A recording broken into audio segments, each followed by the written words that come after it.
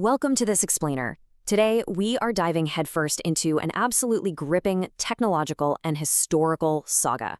We're talking about a piece of machinery that is, quite honestly, the unlikeliest protagonist you could imagine. It's a story packed with brilliant, out-of-the-box innovation, catastrophic, heartbreaking failures, and ultimately, a massive redemption arc. I am super excited to guide you through the wild journey of the M16. Seriously, how does a rifle born from a tiny 9-person company back in 1954 manage to survive a completely reputation-destroying scandal in the jungles of Vietnam, only to bounce back and literally conquer the world? It's crazy. To understand this massive 180-degree turnaround, we gotta rewind all the way back to the beginning, to a little outfit called Armalite. Section 1, Space Age Origins. Picture this. It's the 1950s. The military is desperately looking to replace the legendary M1 Garand, but their new choice, the M14, is, well, it's having some serious issues. Enter Eugene Stoner. Now, the coolest thing about Stoner, he was an aerospace engineer. The guy had absolutely zero formal qualifications when it came to firearms, but he decided to just toss out the rulebook and completely rethink, from the ground up, how a rifle should actually be built. And man, the contrast between the old guard and Stoner's vision was night and day. On one side, you've got the standard at the time, the M14. It was this thick, heavy beast of wood and steel firing a ludicrously overpowered 7.62mm round. Honestly, it was built like something straight out of a Victorian workshop. But then look at Stoner's AR-15, which of course would become the M16. It weighed a mere 6.85 pounds. He used lightweight aluminum receivers, fiberglass, polymer furniture, materials that were completely radical, basically sci-fi stuff for the 50s and 60s. Plus, because it used the smaller 5.56mm cartridge, soldiers could suddenly carry 3 times as much ammo for the exact same weight. A total game changer. But here's the kicker. Despite this absolute genius design, Armalite was dead broke by 1959. They ended up selling the rights to the rifle to Colt for just $75,000 plus a few royalties. I mean, ouch. That has to go down as one of the worst business decisions in firearms history, right? But hey, Colt knew exactly how to market the thing. In 1960, at a 4th of July party of all places, they set up some watermelons as targets to show off the rifle to Air Force General Curtis LeMay. He was so blown away by the sheer destructive capability on those melons that he literally ordered 80,000 of them right on the spot. All right, Section 2, Pure Engineering Genius. Let's dive into the actual superpower of our protagonist here. Stoner's background in aerospace meant he looked at this thing like an aircraft designer. To him, every single gram mattered, but absolutely everything had to work flawlessly. So let's look at the heart of the rifle, the gas operating system. People casually call it direct impingement, but it's highly unique. Basically, gases get tapped off from the barrel and sent straight down a thin tube directly into the bolt itself.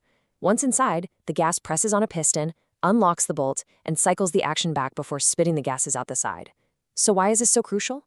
Well, unlike basically every other rifle of the era, there are no clunky, heavy gas pistons and springs hanging off the front of the gun. That keeps the front end incredibly light, making it a breeze to maneuver. And this just perfectly captures Stoner's less is more philosophy. Almost every single part on this rifle is pulling double duty. The bolt carrier, that acts as the gas piston. That iconic carry handle on top, it isn't just for carrying, it's your rear sight. The front sight doubles as the gas block. Heck, even the pistol grip holds the spring for the selector switch. Because of this borderline obsessive dual-purpose engineering, the entire rifle is made up of only about 100 parts total. It's just brilliantly elegant. Section 3, the Vietnam Disaster. Now, as with any great story, our protagonist was about to hit rock bottom. Let's look at how this brilliantly engineered machine ended up in what we can really only describe as a tragic murder mystery. So, the military desperately needed rifles for the brutal, dense jungles of Vietnam, right? The M16 was rushed into service, making its big debut at the Battle of Ia Drang in late 1965. But by the spring of 1967, things had turned into a total nightmare. During the Battle of Hill 881, Marines found themselves pinned down on a hilltop because their brand new rifles just wouldn't fire. They were jamming constantly. Tragically, soldiers were found dead right next to disassembled rifles, having desperately tried to fix them in the middle of a firefight. It was, without a doubt, the rifle's darkest moment, and it triggered a massive congressional investigation by the I-Cord subcommittee later that year. And what that I-Cord investigation uncovered was honestly a scandalous betrayal. See, Eugene Stoner specifically designed the rifle to use a very specific, clean-burning IMR powder, and he mandated standard cleaning kits. But Army Ordnance? They completely ignored his specs. They swapped in a filthy-burning ball powder that left thick, nasty residue everywhere. And if that wasn't bad enough, troops were actually told the new rifle was self-cleaning, so they weren't even issued cleaning kits. The military basically sabotaged their own weapon. Once the truth came out, they scrambled to implement rapid fixes like chrome lining the chambers and, actually giving out cleaning kits and the right ammo. This finally gave birth to the highly reliable M16A1. Which brings us to Section 4, Conquering Pop Culture and the Globe. With the rifle finally working the way it was supposed to, it kicked off a massive redemption arc. Let's look at how it took over the globe and even pop culture. Check out this surprising fact. While U.S. troops were still struggling with those early, sabotaged versions in Vietnam, elite forces were already way ahead of the curve. The British SAS had secretly bought early AR-15s way back in 1962 for jungle warfare in Borneo. They took one look at it and instantly recognized that a lightweight, full-auto weapon was going to be absolutely lethal in close-quarters combat. And it didn't take long for the rest of the world to catch on. 8 million. That's a huge number. Following its redemption, the rifle's popularity spread like wildfire to South Korea, Australia, Israel, Canada. Eventually, over 90 different countries adopted it. To put that in perspective, there are over 8 million of these military rifles circulating around the world today, and that's not even counting the estimated 24 million civilian variants sitting in private hands. That is global domination. And it completely dominated our screens, too. I mean, think about it. It highlighted the gritty reality of Vietnam and Full Metal Jacket, We Were Soldiers, and Forrest Gump. It was front and center in Black Hawk Down, The A-Team, Predator, even the Blues Brothers. In the alternate history show For All Mankind, they've got astronauts literally shooting M16s on the moon. No way, right? And for an entire generation of gamers, it's the defining weapon you grab in Call of Duty, Counter-Strike, or GTA 5. It completely transcended the battlefield to become an inescapable cultural icon. Section 5, Flaws and the Future. Now, as hyped as we are about the engineering, we've got to stay objective. Let's talk about how modern warfare eventually started to outgrow this 1950s design. Look, the M16 definitely has its physical limitations. Remember that brilliant dual-purpose buffer tube sticking out the back? Well, because of that, you can't easily slap a folding stock on it. And its 39-inch overall length, that became a massive liability during the global war on terror, where troops suddenly needed to clear tight urban buildings and quickly jump in and out of vehicles. Plus that unique gas system we talked about. Well, as the saying goes, it poops where it eats. It blows burnt propellant gas right back into the heart of the action, which requires constant upkeep. And if you happen to be a left-handed shooter, forget about it. The manual of arms and that right side index finger magazine release can be super awkward.